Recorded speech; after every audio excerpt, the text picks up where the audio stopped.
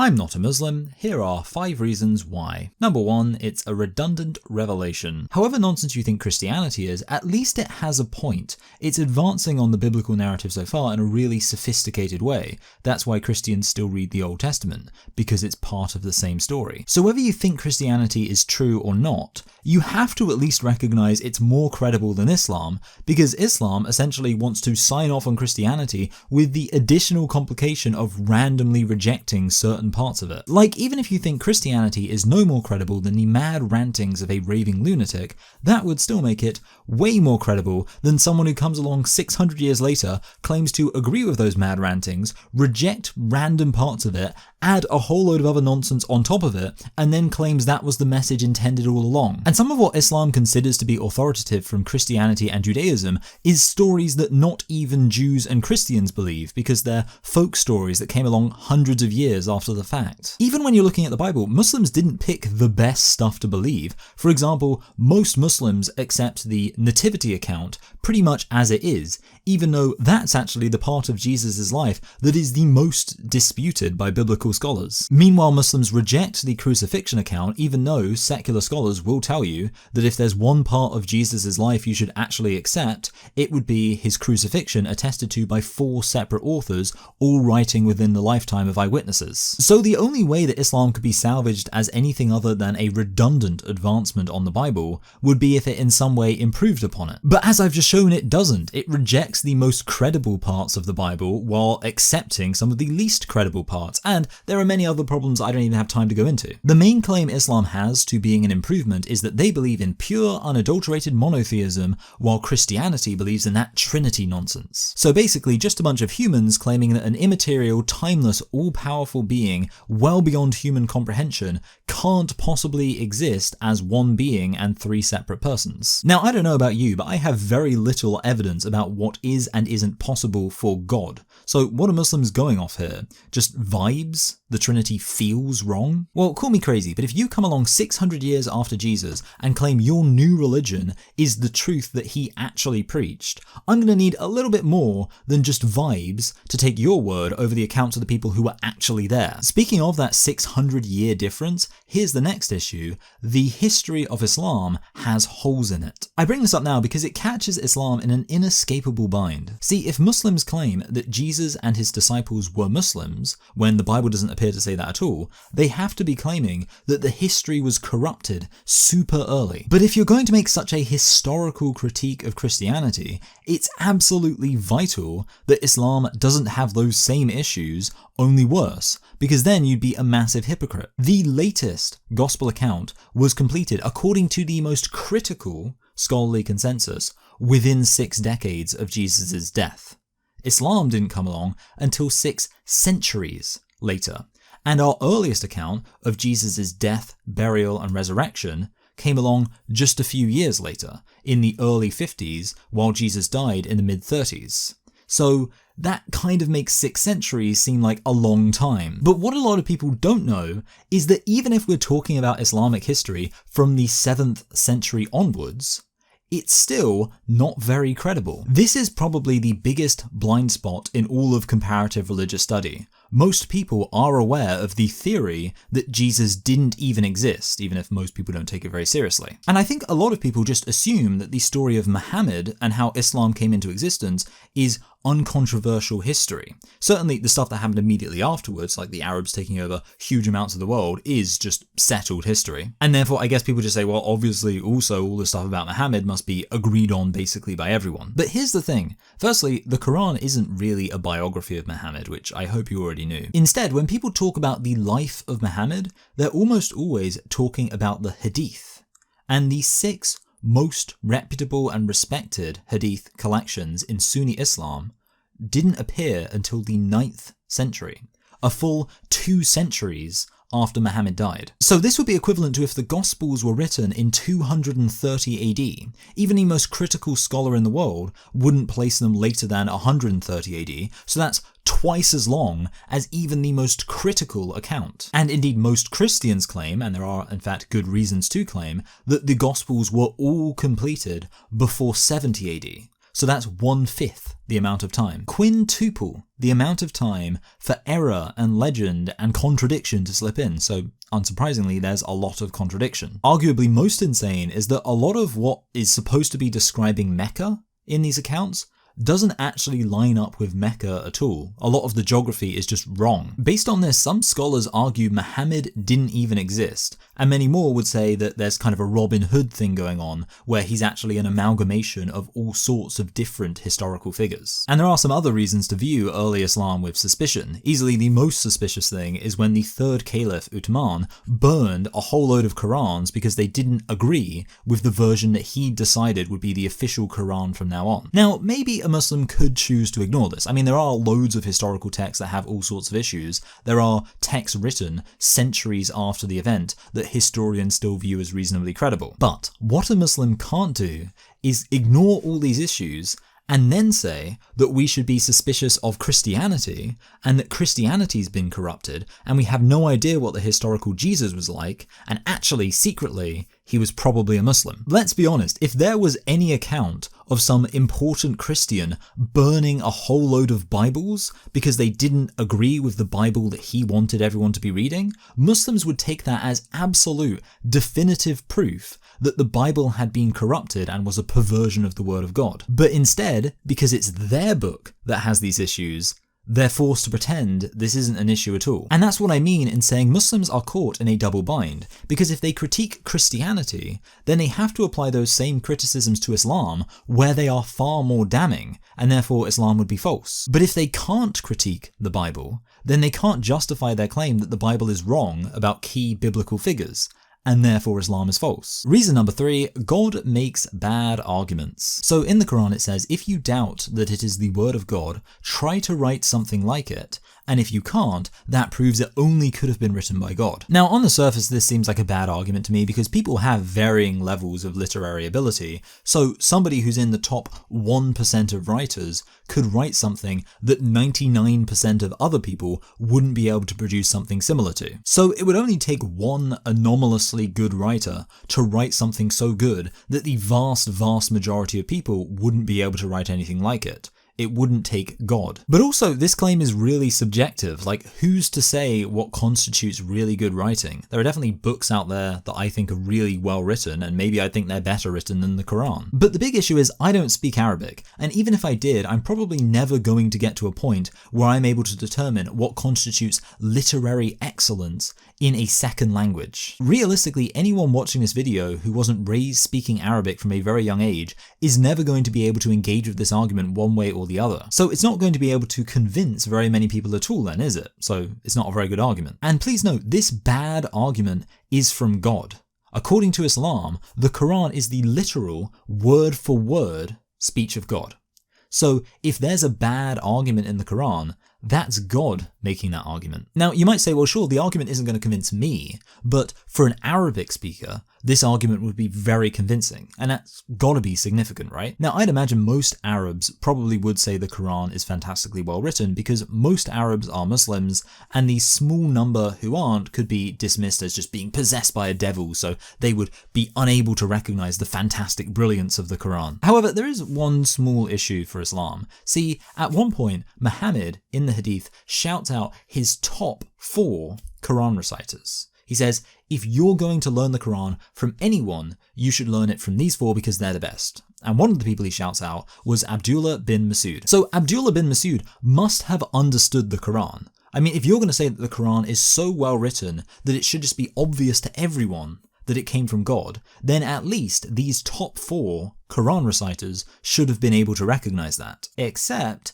Abdullah bin Masud rejected 2 of the chapters from our current Quran. He didn't think they should be there.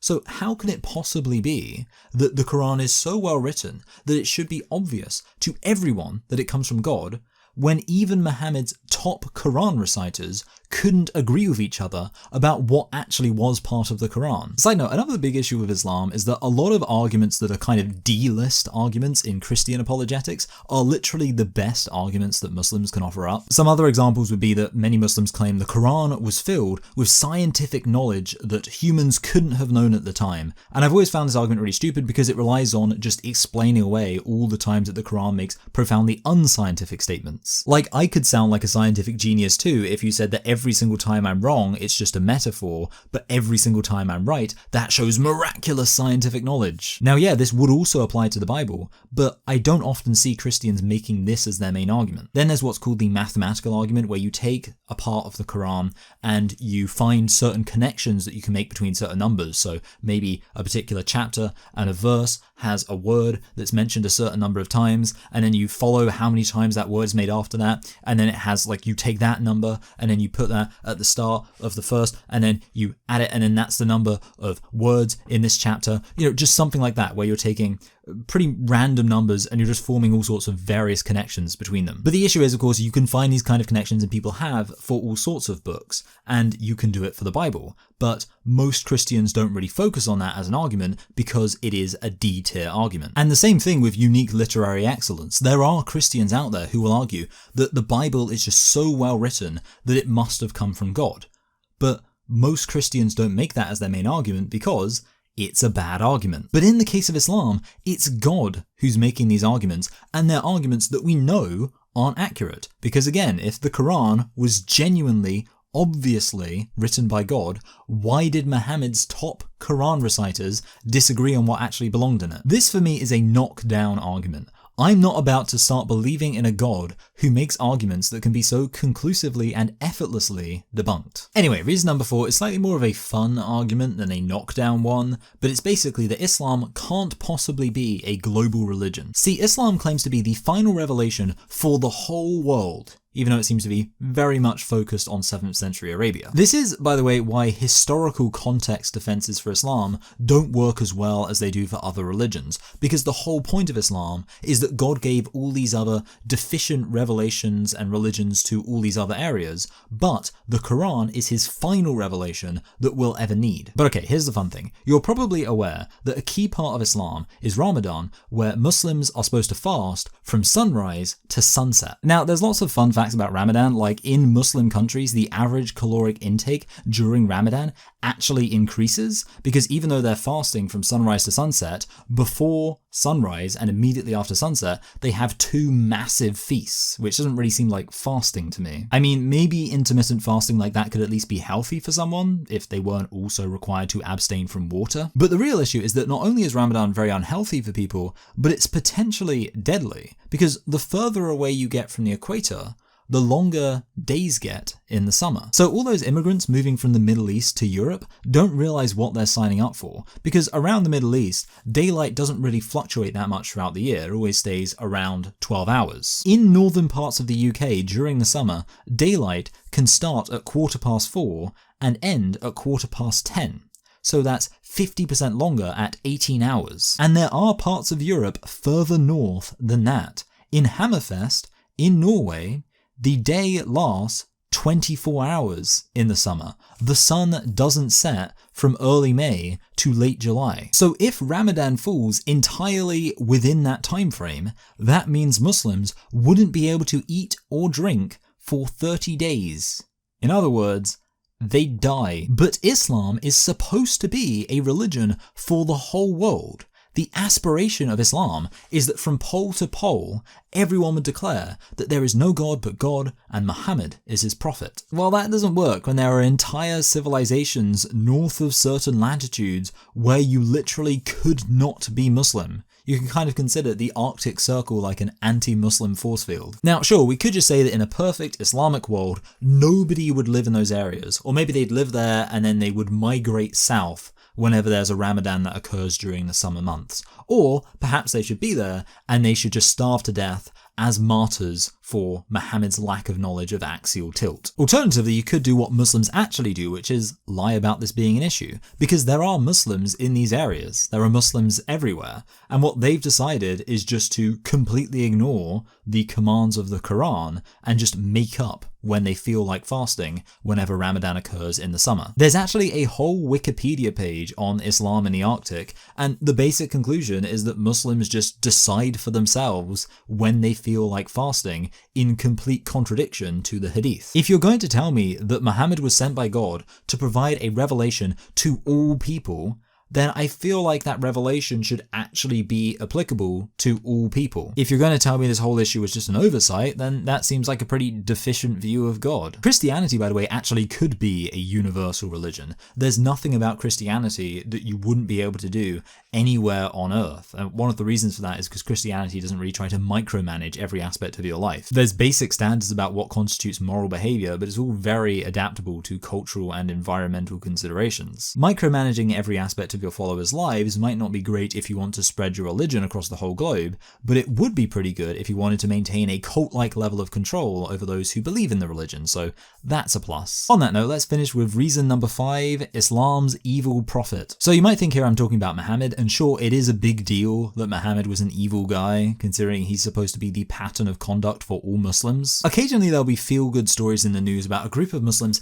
being wonderful, doing some fantastic charitable thing, and clearly this is supposed to present Islam in a positive light. Obviously, I already know that many Muslims are decent, wonderful people. Many of them more decent and wonderful than me, probably. But honestly, that just gives me a more negative impression of Islam. Because every time there's a story about a Muslim just forgiving someone who horrendously wronged them, or doing all sorts of charity work, or just treating other people with basic respect and dignity, I always think, man, that really sucks for Muslims. Because can you imagine how awkward it would be to be part of a religion that says that Muhammad was the perfect pattern of conduct for all people, and then to just casually be a much better person than Muhammad? Like, if you want a really good reason to reject Islam, I would point to all the lovely, wonderful, commendable Muslims who are going around every single day effortlessly proving how ridiculous it is to believe in a religion that says that Muhammad was the pattern of conduct and the perfect example for all mankind. I mean, Muhammad married a 9-year-old, and he delivered a message from Satan, and he tortured a man for money, and he physically neglected one of his wives, and then he pushed one of his other wives violently, and then he married his own daughter-in-law. Those aren't things that a good person does. Speaking of torturing a man for money, a big thank you to those who support what I'm doing by giving on Patreon. You're all very appreciated. But you know, talking about Muhammad is too easy. I want to talk about the Islamic conception of Jesus, and I specify the Islamic Jesus because the real Jesus actually was a really good person, actually was someone who was a pattern of conduct for all humanity. Muslims claim that they respect Jesus, but all of the accounts we have of Jesus involve him doing things that would make absolutely no sense if he wasn't God. So either all of that's made up, in which case that's pretty pathetic for a prophet, right? That the only thing left was falsehood, or else he actually did do all that stuff, in which case, according to Islam, he would be a wicked, evil blasphemer. But the real issue of Islam is this one verse in the Quran which says, "No soul burdened with sin will bear the burdens of another." This is usually interpreted by Muslims to be a direct contradiction to the Christian doctrine of substitutionary atonement. So as Christians, we believe that Jesus lived a perfect life, and then when he died on the cross, he took the punishment for our sins upon himself. What you've probably noticed already, though,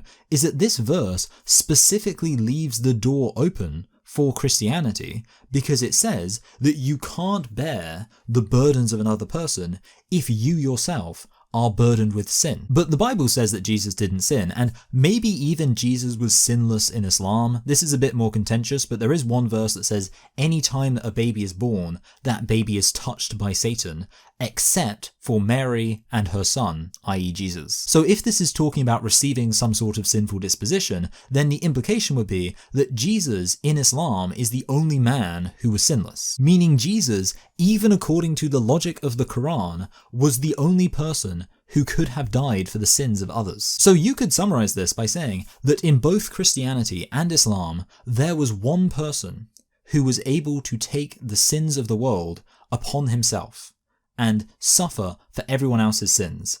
And the only difference is, in Christianity, that person chose to do that. In Islam, they didn't. So if you're picking a religion, I don't know why you'd pick the one that has a specific wording to make it obvious that there was something that this vision of God did not do for you, instead of the religion that focuses on the incredibly loving thing he did do for you. That he loves you so much he would rather die than be in heaven without you. By the way, Islam isn't even consistent on this point. There is another hadith which says that when Muslims die, their sins will be placed upon Christians and Jews. So Christians and Jews will suffer in hell for the sins of Muslims, which is literally substitutionary atonement. So, on the infinitesimally small chance that Islam is actually true, I would just like to say to Muslims, you're welcome. You're welcome that I will take your sins upon me. By the way, non-Muslim women don't need to worry about this because you will not be in hell. You will be in paradise as sex slaves to Muslim men. So have fun with that. Anyway, everyone, thanks for watching. I hope you have a Merry Christmas. I suppose I should acknowledge this isn't exactly what I typically do on this channel. Fun fact, last year I actually started uploading to a channel where I did exclusively religious content,